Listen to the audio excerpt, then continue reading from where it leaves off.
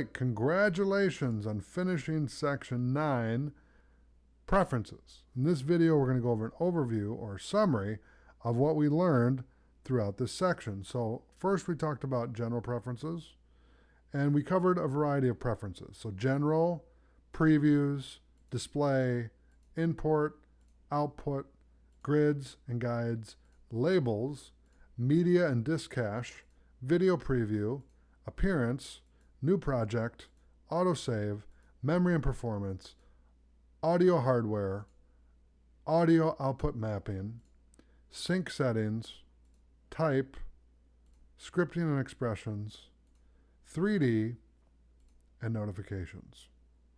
And with that, thank you so much for watching Section 9 Preferences. If you have any questions or concerns about the content, please let me know. I'll be happy to help you in any way that I can.